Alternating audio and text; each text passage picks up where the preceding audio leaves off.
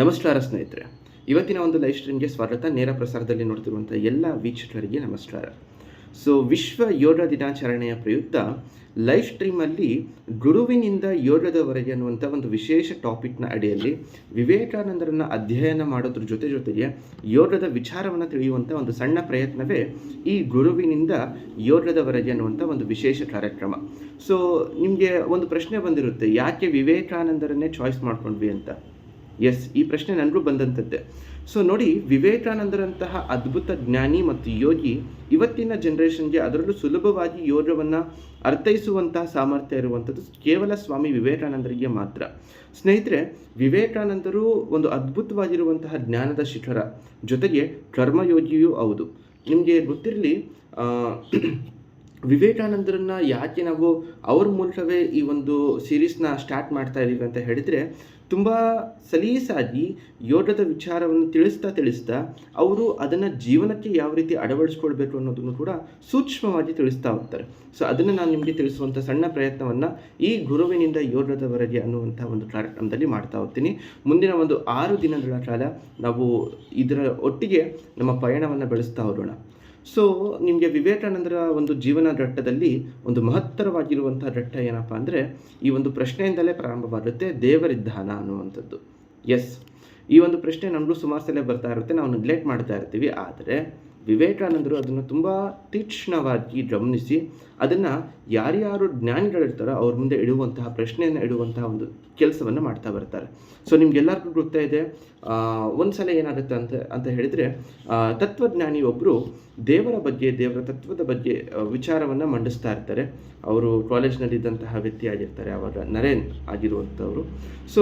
ಅವರು ಎದ್ನಿಂತು ಕೇಳ್ತಾರೆ, ಈ ನಿಮ್ಮ ದೇವರು ಮತ್ತು ತತ್ವ ಇವೆಲ್ಲ ಪುಸ್ತಕಕ್ಕೆ ಮಾತ್ರ ಸೀಮಿತವಾ, ನಿಜವಾಗ್ಲೂ ಅದನ್ನು ನೋಡಿದಂಥವ್ರು ಯಾರಾದರೂ ಇದ್ದಾರಾ ಅನ್ನುವಂಥ ಪ್ರಶ್ನೆ ಬಂದಾಗ ಅಲ್ಲಿದ್ದಂತಹ ಪ್ರೊಫೆಸರ್ ದಕ್ಷಿಣೇಶ್ವರದಲ್ಲಿರುವಂತಹ ರಾಮಕೃಷ್ಣರ ಹೆಸರನ್ನು ಹೇಳ್ತಾರೆ. ಎಸ್, ಇಲ್ಲಿಂದನೇ ರಾಮಕೃಷ್ಣರದ್ದು ಮತ್ತು ವಿವೇಕಾನಂದರು ಅರ್ಥಾತ್ ನರೇಂದ್ರನಿಗೂ ಒಂದು ಅದ್ಭುತವಾಗಿರುವಂತಹ ಸಂಪರ್ಕ ಅನ್ನುವಂಥದ್ದು ಸಿಗೋದು ಇಲ್ಲಿಂದನೇ, ಈ ಒಂದು ಪ್ರಶ್ನೆಯಿಂದನೇ. ಇದಾದ ನಂತರ ದಕ್ಷಿಣೇಶ್ವರಕ್ಕೆ ಓದ್ತಾರೆ. ಆ್ಯಂಡ್ ನಿಮಗೆಲ್ಲ ಗೊತ್ತಿರುವಂತಹ ಘಟನೆಯ ಇದು. ಅವ್ರು ಕೇಳ್ತಾರೆ, ನೀವು ದೇವರನ್ನು ನೋಡಿದ್ದೀರಾ ಅಂತ. ಆ್ಯಂಡ್ ರಾಮಕೃಷ್ಣ ಹೇಳ್ತಾರೆ, ಎಸ್, ನಿನಗಿಂತ ಅದ್ಭುತವಾಗಿ, ನಿನಗಿಂತ ತುಂಬ ಕ್ಲಿಯರಿಂದ ಅಂದರೆ ಸ್ಪಷ್ಟವಾಗಿ ನಾನು ಭಗವಂತನನ್ನು ನೋಡಿದ್ದೇನೆ, ಅವನ ಜೊತೆ ಮಾತಾಡ್ತಿದ್ದೇನೆ, ನಿನ್ನ ಹತ್ರಕ್ಕಿಂತ ಏನು ಮಾತಾಡ್ತಾ ಇದ್ದೀನಲ್ಲ, ಅದಕ್ಕಿಂತ ಚಂದ ಅವರ ಭಗವಂತನ ಜೊತೆ ನಾನು ಮಾತಾಡ್ತೀನಿ ಅನ್ನುವಂಥ ಒಂದು ಉತ್ತರವನ್ನು ನರೇಂದ್ರನ ಮುಂದೆ ಇಡ್ತಾರೆ. ಎಸ್, ಇದೇ ಒಂದು ನರೇಂದ್ರ, ಯಾವ ನರೇಂದ್ರ ದೇವರ ಇದ್ದಾನ ಅನ್ನುವಂಥ ಪ್ರಶ್ನೆಯಿಂದ ಸ್ಟಾರ್ಟ್ ಆಗಿದ್ದಂಥ ನರೇಂದ್ರನಿಗೆ ಅದ್ಭುತವಾಗಿರುವಂಥ ಸಮಾಧಿಯನ್ನು ಕೂಡ ಸಿಗುವಂತೆ ಮಾಡಿದಂಥದ್ದು ಒಬ್ಬ ಗುರು, ಅದುವೇ ರಾಮಕೃಷ್ಣರು. ನಿಮಗೆಲ್ಲ ಗೊತ್ತಾಗ್ಬೋದು ಇವಾಗ ಯಾಕೆ ಗುರುವಿನಿಂದ ಯೋಗದವರೆಗೆ ಅನ್ನುವಂಥ ಒಂದು ಲೈನ್ನ ಚೂಸ್ ಮಾಡ್ಕೊಂಡ್ವಿ ಅಂತ. ಎಸ್, ಈ ಯೋಗವನ್ನು ಪ್ರವೇಶ ಮಾಡಲಿಕ್ಕೆ, ಅದರಲ್ಲೂ ವಿವೇಕಾನಂದರು ಪ್ರವೇಶ ಮಾಡಲಿಕ್ಕೆ ಅದ್ಭುತವಾಗಿರುವಂತಹ ಸಹಕಾರ ನೀಡಿರುವಂತಹ ವ್ಯಕ್ತಿಗಳಲ್ಲಿ ರಾಮಕೃಷ್ಣರು ಒಬ್ಬರು. ರಾಮಕೃಷ್ಣರ ಆದಿಯಲ್ಲಿ, ರಾಮಕೃಷ್ಣರ ಮೂಲಕ ಅವರು ಪತಂಜಲಿ ಮಹರ್ಷಿಗಳು ಕೊಟ್ಟಿರುವಂತಹ ಲಾಸ್ಟ್ನೆಯ ಸ್ಟೇಜ್ ಏನಿದೆ, ಸಮಾಧಿ ಅನ್ನುವಂತಹ ಸ್ಟೇಜ್, ಅದನ್ನು ತಲುಪಿದಂಥವರು ವಿವೇಕಾನಂದರು. ನಿಮಗೆ ಇವಾಗ ಗೊತ್ತಾಯಿತು ಅನಿಸುತ್ತೆ ಯಾಕೆ ಇದೇ ಶೀರ್ಷಿಕೆಯನ್ನು ಚಾಯ್ಸ್ ಮಾಡ್ಕೊಂಡ್ವಿ ಅಂತ. ಆ್ಯಂಡ್ ಸ್ವಾಮಿ ವಿವೇಕಾನಂದರ ಬಗ್ಗೆ ಇನ್ನೊಂದಿಷ್ಟು ವಿಚಾರಗಳನ್ನು ನಾನು ತಿಳಿಸೋದಾದರೆ, ಗುರು ರಾಮಕೃಷ್ಣ ಪರಮಹಂಸರು ಭಕ್ತಿ ಯೋಗದಲ್ಲಿ ಶಿಖರವಾದರೆ ಸ್ವಾಮಿ ವಿವೇಕಾನಂದರು ಕರ್ಮಯೋಗಿಯೇ ಸರಿ. ಎಸ್, ಅವರು ಕರ್ಮವನ್ನು ಮಾಡಲಿಕ್ಕೂ ಅಂದರೆ ಕೆಲಸವನ್ನು ಮಾಡಲಿಕ್ಕೂ ನಾವು ವರ್ಕಿಂಗ್ ಸ್ಟೈಲ್ಗೂ ತುಂಬ ವ್ಯತ್ಯಾಸ ಇದೆ, ಹ್ಯೂಜ್ ಡಿಫ್ರೆನ್ಸ್. ನಾವು ಅದನ್ನೆಲ್ಲೂ ಸರಿಸಮವಾಗಿ ನೋಡಲಿಕ್ಕೆ ಸಾಧ್ಯವೇ ಇಲ್ಲ. ನಮ್ಮ ವರ್ಕಿಂಗ್ ಸ್ಟೈಲ್ ಯಾವ ಥರ ಇರುತ್ತೆ ಅಂತ ನಾನು ಸುಮ್ಮನೆ ಒಂದು ಸಣ್ಣ ಉದಾಹರಣೆ ಕೊಡ್ತೀನಿ. ಉದಾಹರಣೆಗೆ, ನಮ್ಮ ಒಂದು ಕಾಲೇಜಿನಲ್ಲಿ ಅಥವಾ ಶಾಲೆಯಲ್ಲಿ ವಿದ್ಯಾರ್ಥಿಗಳಾಗಿದ್ದರೆ ಒಂದು ಎಕ್ಸಾಮ್ನ ಕಂಡಕ್ಟ್ ಮಾಡ್ತಾರೆ, ಮೇನ್ ಎಕ್ಸಾಮ್ ಅಂತಲೇ ತಿಳ್ಕೊಳ್ಳಿ. ಈ ಎಕ್ಸಾಮ್ನ ಕಂಡಕ್ಟ್ ಮಾಡಿದಾಗ ನಾವು ಚಾಯ್ಸ್ನ ಮಾಡ್ತೀವಿ. ಯಾವ ಪ್ರಶ್ನೆನ ಓದಬೇಕು, ಯಾವ ಪ್ರಶ್ನೆನ ಓದಬಾರ್ದು, ಆ್ಯಂಡ್ ಈ ಒಂದು ಪ್ರಶ್ನೆನ ಓದಿದ್ರೆ ಆ ಎಕ್ಸಾಮ್ಗೆ ಬರುತ್ತೋ, ಆ್ಯಂಡ್ ಬಂದರೆ ಎಷ್ಟು ಮಾರ್ಕ್ಸ್ ಕೊಡ್ತಾರೆ. ಇದೆಲ್ಲ ಕ್ಯಾಲ್ಕುಲೇಟ್ ಮಾಡಿಕೊಂಡು ಆಮೇಲೆ ನಾವು ಕ್ವಶನ್ ಪೇಪರ್ನ ಹಿಡಿದು ಸಾಲ್ವ್ ಮಾಡಿ ಎಕ್ಸಾಮ್ಗೆ ಅಪಿಯರ್ ಆಗುವಂಥದ್ದು. ಆದರೆ ವಿವೇಕಾನಂದರು ಡೆಡ್ಲಿ ಅಪೋಸಿಟ್. ಯಾವ ಕೆಲಸ ಬಂದರೂ ಸರಿ, ಫಸ್ಟ್ ಕೆಲಸ ಮಾಡೋದಷ್ಟೇ ನಮ್ಮ ಕರ್ತವ್ಯ ಅಂತ ಹೇಳುವಂಥದ್ದು. ವಿವೇಕಾನಂದರು ಹೇಳ್ತಾರಲ್ಲ, ತುಂಬ ನಾನು ಇದರ ಬಗ್ಗೆ ಸುವಿಸ್ತರವಾಗಿ ಹೇಳೋದಕ್ಕಿಂತ ತುಂಬ ಸಣ್ಣ ಸಂಗತಿಯನ್ನು నేను ತಿಳಿಸುವಂಥ ಪ್ರಯತ್ನ ಮಾಡ್ತೇನೆ. ವಿವೇಕಾನಂದರು ಹೇಳ್ತಾರೆ, to work we have the rights but not to the fruits. Thereof leave the fruits alone, why care for result?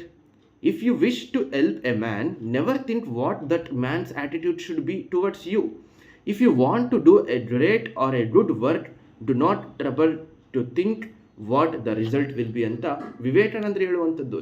ಇದೇ ವಾಕ್ಯವನ್ನು ಭಗವದ್ಗೀತೆಯಲ್ಲಿ ಶ್ರೀಕೃಷ್ಣ ಅರ್ಜುನನ್ಗೆ ಹೇಳ್ತಾನೆ. ಕರ್ಮಣ್ಯೇವಾಧಿಕಾರಸ್ತೆ ಮಾ ಫಲೇಷು ಕದಾಚರ ಮಾ ಕರ್ಮಫಲ ಏತುರ್ಭ್ಯೋ ಮಾತೆ ಸಂಗೋಪಕರ್ಮಣಿ ಅಂತ ಈ ಒಂದು ಮಾತನ್ನು ಶ್ರೀಕೃಷ್ಣ ಅರ್ಜುನನ್ಗೆ ಹೇಳುವಂಥದ್ದು.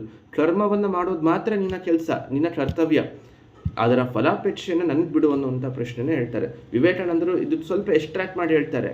ಸೊ ನೀನು ಕೆಲಸ ಮಾಡ್ತೀಯ ಸರಿ, ಸೇವೆ ಮಾಡ್ತೀಯ ಸರಿ, ಆದರೆ ಆ ವ್ಯಕ್ತಿಯಿಂದ ನಿನ್ಗೆ ಏನು ಅನಿಸ್ಬೇಕು, ನಿನಗೆ ಆ ವ್ಯಕ್ತಿ ನಿನಗೆ ರೆಸ್ಪೆಕ್ಟ್ ಕೊಡಬೇಕು ಅಥವಾ ಯಾವ ಆ್ಯಟಿಟ್ಯೂಡಿಂದ ನೀನು ನೋಡಬೇಕು ಅನ್ನುವಂಥದ್ದನ್ನು ನೀನು ನಿರ್ಧಾರ ಮಾಡಬೇಕಾಗಿಲ್ಲ ಅನ್ನುವಂಥ ಮಾತನ್ನು ವಿವೇಕಾನಂದರು ಹೇಳ್ತಾರೆ. ಕೇವಲ ವರ್ಕ್ ವರ್ಕ್ ವರ್ಕ್ ಅನ್ನುವಂಥದ್ದನ್ನು ವಿವೇಕಾನಂದರು ಹೇಳ್ತಿದ್ರು. ಕೆಲಸ ಮಾಡು ಕೆಲಸ ಮಾಡು ಕೆಲಸ ಮಾಡು, ಇದಿಷ್ಟೇ ಅವರ ಒಂದು ವಾಕ್ಯವಾಗಿತ್ತು ಸ್ನೇಹಿತರೆ. ಆ್ಯಂಡ್ ಯಾವ ವಿವೇಕಾನಂದರು ದೇವರು ಇಲ್ಲವೇ ಇಲ್ಲ ಅನ್ನುವಂಥ ಮಾತನ್ನು ಹೇಳ್ತಾ ಇದ್ರು, ಅವರೇ ಮುಂದೊಂದು ದಿವಸ ಎಷ್ಟೋ ವರ್ಷಗಳ ಕಾಲ ಸಾಧನೆಯಲ್ಲಿ ತೊಡಗಿಕೊಂಡು ಸೇವೆ ಮಾರ್ಗವನ್ನು ಇಟ್ಕೊಂಡು ವಿವೇಕಾನಂದರು ಹೇಳ್ತಾರೆ. ಏನಂತ ಹೇಳ್ತಾರೆ ಅಂತ ಹೇಳಿದರೆ, ಯಾರು ಪ್ರತಿಯೊಬ್ಬರಿಗೂ ಕೂಡ ಈ ಒಂದು ಸೇವೆಯನ್ನು ಮಾಡ್ತಾ ಹೋಗ್ತಾರೋ ಅವರು ಸಾಕ್ಷಾತ್ ಭಗವಂತನಿಗೆ ಸೇವೆಯನ್ನು ಸಲ್ಲಿಸಿದಂತೆ ಅನ್ನುವಂಥ ಮಾತನ್ನು ವಿವೇಕಾನಂದರು ಹೇಳ್ತಾರಲ್ಲ. ಸೊ ಇದನ್ನು ಹೇಳಿದ್ದು ಜೀವೇ ಜೀವೇ ಶಿವಸ್ವರೂಪು ಯಥಾ ಭಾವಯತು ಸೇವಾಯಾಮ್ ಅಂತ ಹೇಳ್ತಾರೆ. ಪ್ರತಿ ಜೀವವನ್ನು ಕೂಡ ನೀನು ಶಿವನ ಥರ ನೋಡು, ಆ್ಯಂಡ್ ಆ ಶಿವನಿಗೆ ನೇರವಾಗಿ ನಾನು ಸೇವೆ ಮಾಡ್ತಿದ್ದೀನಿ ಅನ್ನುವಂಥ ಭಾವದಲ್ಲಿ ನೀನು ಅವರ ಸೇವೆಯನ್ನು ಮಾಡುವಂತ ಹೇಳಿದ್ದು ವಿವೇಕಾನಂದರ ಒಂದು ಅರ್ಥ ಆಗಿತ್ತು. ಇದೇ ವಾಕ್ಯವನ್ನು ನಮ್ಮ ನಾಡಿನ ಬಸವಣ್ಣನವರು ಹೇಳ್ತಾರೆ. ಏನಂತ? ಕಾಯಕವೇ ಕೈಲಾಸ ಅಂತ. ಎಸ್. ಸೊ ನಾನು ಯಾಕೆ ಇವತ್ತು ಎಲ್ಲ ಬರೀ ವರ್ಕಿಂಗ್ ಸ್ಟೈಲ್ ಬಗ್ಗೆ ಮಾತಾಡ್ತಾ ಇದ್ದೀನಿ ಅಂತ ಹೇಳಿದರೆ, ನಾವು ಪ್ರತಿನಿತ್ಯ ಜೀವನದಲ್ಲಿ ಸುಮಾರು 80-95% ಅಷ್ಟು ಕೆಲಸದಲ್ಲೇ ತೊಡಗಿರ್ತೀವಿ. ಸೊ ಕೆಲಸದಲ್ಲೇ ನಮ್ಮನ್ನು ನಾವು ಒಳಪಡಿಸ್ಕೊಳ್ಳೋದ್ರಿಂದ ಸೊ ನಾವು ಅದರಿಂದ ಬರ್ತಿರುವಂಥ ರಿಸಲ್ಟನ್ನ ಎಕ್ಸ್ಪೆಕ್ಟ್ ಮಾಡೋದ್ರಿಂದ ನಮಗೆ ಕೆಲಸದಲ್ಲಿ ಸ್ವಲ್ಪ ರಿಸಲ್ಟ್ ಡೌನ್ ಆಗುವಂಥದ್ದು. ಸೊ ಇವತ್ತಿನಿಂದ ನಾವು ಟೇಕ್ ಹೋಮ್ ಮೆಸೇಜ್ ಏನನ್ನು ತಗೊಳ್ಬೋದಪ್ಪ ಅಂತ ಹೇಳಿದರೆ, ಕೆಲಸ ಮಾಡೋದನ್ನು ನಾವು ಯಾವುದೇ ಕೆಲಸ ಆಗಿರಲಿ ಅದನ್ನು ತುಂಬ ಶ್ರದ್ಧೆಯಿಂದ ಮಾಡ್ತಾ ಹೋಗೋಣ. ನನಗೆ ಗೊತ್ತು ಇವತ್ತು ನೀವು ಯಾರ್ಯಾರು ಈ ಒಂದು ಸೀರೀಸ್ನ ಕೇಳ್ತಾ ಇದ್ದೀರಾ, ಹೌದು ಹೌದು ಅಂತಾನೆ ಇರ್ತೀರಿ. ಇವಾಗ ನಾನು ಹೇಳ್ತಿರುವಾಗಲೂ ಎಸ್ ಹೌದು ಅಂತ ಹೇಳ್ತಿರ್ತೀರ. ಆದರೆ ಇದೇ ಕೆಲಸವನ್ನು, ಈ ಒಂದು ತಿಳ್ಕೊಂಡಿರೋ ವಿಚಾರವನ್ನು ನಾವು ಎಲ್ಲಿ ಅಪ್ಲೈ ಮಾಡಬೇಕು ಅನ್ನೋದನ್ನು ನಾವು ಮರಿತಾ ಇದ್ದೀವಿ.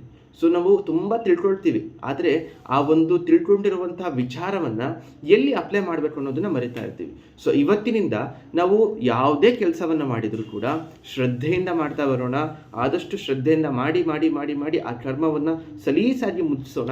ಆ್ಯಂಡ್ ಆ ಕರ್ಮದ ಮೂಲಕನೇ ವಿವೇಕಾನಂದರು ಹೇಳ್ತಾರಲ್ಲ, ಸೊ ಮುಕ್ತಿ ಅನ್ನೋದು ಕರ್ಮದ ಮೂಲಕವೂ ನಾವು ಪಡಿಬೋದು ಅನ್ನುವಂತಹ ಮಾತನ್ನ ಹೇಳ್ತಾರಲ್ಲ. ಸೊ ಈ ಮುಕ್ತಿಯನ್ನು ಕರ್ಮಯೋಗದ ಮೂಲಕ ನಾವು ಪಡೆಯುವಂತಹ ಒಂದು ಹಂತಕ್ಕೆ ಕೆಲಸ ಕಾರ್ಯಗಳನ್ನು ಕರ್ಮವನ್ನು ನಿಭಾಯಿಸ್ತಾ ಹೋಗೋಣ ಅಂತ ಹೇಳ್ತಾ, ಪ್ರತಿ ಕರ್ಮದ ಫಲವನ್ನು ಕೂಡ ಭಗವಂತನಿಗೆ ಅರ್ಪಣೆ ಮಾಡೋದನ್ನು ನಾವೆಲ್ಲರೂ ರೂಢಿಸ್ಕೊಳ್ತಾ ಬರೋಣ.